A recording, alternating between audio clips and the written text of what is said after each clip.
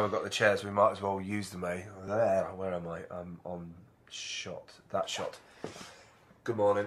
It's coming up to about 10 o'clock, and now that we've got a corner of the studio that I can actually sit and record something, I've been wanting to do a show sort of daily, pretty much about where my head's at most of the time, because I know that most people that I bump into, my head's like running at a million miles an hour and they just can't put a finger on like why I'm like that way inclined. And so I wanted to do a daily show called Elevenish, and I know it's 10 o'clock, so it's not really working, and all of a sudden I just felt like that 80s BBC One programme where he's sitting in a black chair, like a mastermind style chair. The two Ronnies, one of the guys are two Ronnies. Maybe it's the chairs. They have like secret powers that bring out conversation in you. I do like Chesterfields. I'm really chuffed that CJ sorted these out. Anyway, I'm not going to waffle too much. I'm going to try not to waffle too much. But I want to do a daily show called Elevenish. And Elevenish is around 11 o'clock, cup of tea, cup of coffee, and just, get off my chest what's happened this morning up to now and for the rest of the day. So it's a bit like our PCM update for a weekly update, but I kind of use this as therapy to be able to compartmentalise that stuff in my head. I have this capacity in my head for lots of things to run at once, which often means I don't finish a lot, and that annoys me, so I'm trying to find a way to offset it. So I just want to blast through today, Monday 25th. So this morning I've got to finish off a client video for a guy for a glazing company, and I needed to know the intro and outro graphics for that. So he sent them over, and he wants an additional shot where it's actually looking in at the glass from the outside, which is not a problem because it's only down the road. I can quickly go and do that. Probably won't do it today, do it tomorrow because I've got a plan for today. And then booking his 3 other clients' testimonials to be done by the end of this month, which is totally doable. In fact, I could probably do it in the next couple of weeks with the editing. Now, what's cool about this particular client, and this is one of the new clients, completely new client for the start of this year, is he's going to be paying a discounted rate because part of the money will go into some of the projects, which I'll get onto later on. But it's a new way of working for me. Instead of just invoicing or getting in touch with a client like I used to do in companies that I worked in years ago, we give them the option to pay cheaper, to pay less, if they come on board as part of one of our projects. So they invest in our project as such, and the money doesn't go into the studio. The half of it goes into the studio, and then the other half goes into the project. I'll get onto that later anyway. Snow. It's just been crazy snow. I drove Ella back and forwards Saturday and Sunday to home. I do it every week. I do, I guess it's 120 miles round trip totally, I guess. 30 there. Hang on, let me work this out. Yeah, 30 there, 30 back, and then I take her back on the Sunday, and then I drive back myself. So yeah, 120 miles, which is not a lot of miles, especially when you just come back from RVSX and we're sort of doing, 1,200 miles or whatever it is, to get from Chicago to Austin, which, by the way, is still resonating in my head. It's still there. I'm still thinking about all the guys, and the fact that I haven't really got in touch with them yet, and that's annoying. I'm going to get onto that as well. This morning I've been putting some of my suppliers and clients and all of that sort of stuff, trying to formalise that into a thing called Cashflow, which is an app or a web app that helps with billing. There's loads of them out there. I looked at Kirby at one point, and I probably need to pick that up again and see what I could do with that, because I've got an account with those guys, which they sponsor me if I used it. But I do like the fact that Cashflow is in the UK and sort of UK centric. And once the studio is running at full capacity, I want the top level of the studio to be a social enterprise, and then whatever money is earned in the studio from the bloggers, from Fiverr, from People per Hour, whatever, it's all indexed and booked, and the accountant can log into that and look after it and all that sort of stuff. Because I hate money, I hate numbers. I like what money can do, and I like earning money from an ethical, sustainable source, which is really hard to find, by the way, these days. But yeah, I have a relationship problem with money. Loads of people would say that. I like money, I like what money can do, but I don't like how it changes me or people around me. Right. I'm going to have to stop saying as well.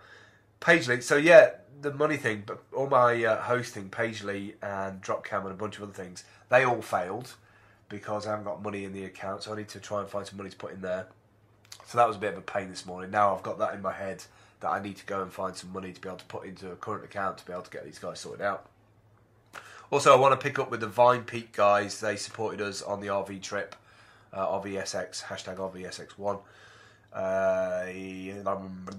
They sent me an email saying, look like you had an amazing trip, so I need to get in touch with those guys. They've got a great little embed that you put on your website that if you do vines and track a hashtag, it puts all the vines into one little channel, into a little group, and it sort of plays it, pauses, and plays the next. Really little cool app, and I'm hoping they'll give us some event management access rights for the next year so we can experiment and do more with it. I also want to get in touch with a bunch of people from South by, and I know I haven't done it yet, and I know it's like 2 weeks after, but I feel like I needed a week, like Lloyd Davis said, he needs a week when he comes back from America. I didn't think I did. I thought I was alright after 48 hours, but it really hit me. But I want to catch up with Dave Delaney, and I want to catch up with the Hootsuite guys, because I think the Hootsuite guys could really help with the whole creative quarter for the bloggers that I'm trying to create in Cellar 54. Also, I realised that I really need to tap back into Wufoo and MailChimp, because Wufoo and MailChimp, I have a full account on Wufoo. MailChimp I don't use as much, and I should, sending out newsletters, keep people up to date. I expected people to look at a Twitter account or a Facebook or social media or a blog. You know, people don't function the same as maybe us practitioners do. They look at an email once in a while, or they'll log into their email once in a while, not like me with checking their email every minute or every 5 minutes, whatever it is. Also, yeah, so I'm doing this at 10 because I'm going out to the credit union shortly. Dan and artwork. I wanted to sort of talk about danielroseart.co.uk. We might have a commission coming up, which is really cool. Somebody reached out last week and I went to their offices. Well, it's a little bit more formalised, and maybe there's a project there. I'll talk about it next week. But I'm getting quite excited about this because me and Dan might actually work together on this. Dan does all the work in terms of the artwork and everything else, but it might be something that we both get inspired about and visualise for this painting, because it's painting on a variety of different walls and different styles, and it'll be an interesting meeting. It'll be a meeting of minds to get to know the person and then come out with ideas for designs, and then obviously the paint job and the quote and everything else. So that's quite an interesting thing.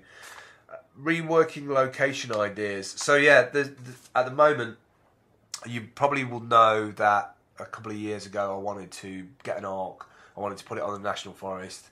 We were super close. We were like literally that close, like a week away or 2 weeks away from getting the green light. And then the house building company that wanted to sponsor it pulled out and said, we're laying off 1,000 odd people. Somebody down the road whose husband worked there got a letter while they were away on holiday, and it just put the kibosh on it, and it really defeated me, and it really, really hurt, because I thought that was my next chapter. I thought the studio was getting set up, the studio was going to get a certain pace because we had a certain amount of money, and then that hit, and it was like, oh, well, you know, it's not going to happen, it's never going to happen. So for a good 6 months to a year, I sort of kind of kept on iterating the idea. What did I want to do? Where did I want to do it? And the ultimate thing that I kept on coming back with is that I didn't have the contacts to find land that I could afford that came with planning permission.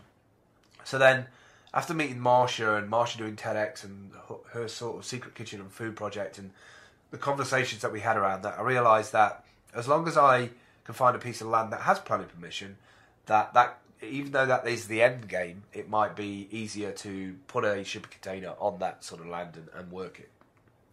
Since then, such is life, we've had a message back from the neighbours, which are Marsha's friends, that a mining company is moving into the area. They're trying to strike a dialogue with them, but they're not listening to them. And so he's getting super concerned, and well, they're getting super concerned because they make food on the land. They're worried about what they're going to do with the land, mining the land. They're looking for gold and using all kinds of chemicals. So that's all up in the air, which is interesting how these things iterate without my sort of involvement. Sort of, I have a passion to do something and then it gets scuppered by something else. In the meantime, though, what I've realised that I want to do, and I need to do, is that I need to be closer to Ella to give Ella's mum, the ability that if she needs time off and she needs me to look after Ella, or just so that I can also have a couple more days or more time per week with Ella than just once a week, there is a farm that is nearby. I'm blocked up, by the way. There is a farm nearby where she lives, and I could, with the right money, buy a mobile house there or a caravan there, and then for the course of the year pay for a year's not rent, but like it's a bit like a campsite. So I could only go there for so many days, so probably 3 or 4 days a week. But I'd pay that all up for the year and get my sort of caravan put in storage and brought out and put on the land. And I'm really excited about that because one, lots of things. One, I'm closer to Ella. Two, it gives Sam the option that if she wants to drop her off, she can. I get to see Ella more. My own place for the first time in like 3 years, to be able to wake up whenever I kind of wanted on those days, open my laptop, look out onto fields, work, be really focused, not be influenced by, you know, walking down the road into the city and having coffee and then bumping into somebody else and all that stuff that happens. Actually taking 3 or 4 days out, then coming back on the Monday, working solid from Monday to Thursday on my people per hour, Fiverr, client jobs, all of that sort of stuff. It just sounds right. I know that I like it when I'm in transition. I like it when I'm in transition from one place to another place, and I have to do something when I get to that other place. That's why I work so well on the ground. I've got an objective, I know what I need to do, and I'm heading there, and I'm capturing it, and then it's delivering it.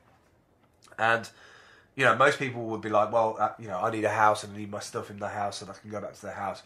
I kind of like that, but I also want the transitional side of it as well, because I don't want to, I'm 40 now. I don't want to get apathetic that I just sit around in a house waiting to die. I do not want to do that. I want to be out there. I want to be physically active. I want to be influential to people.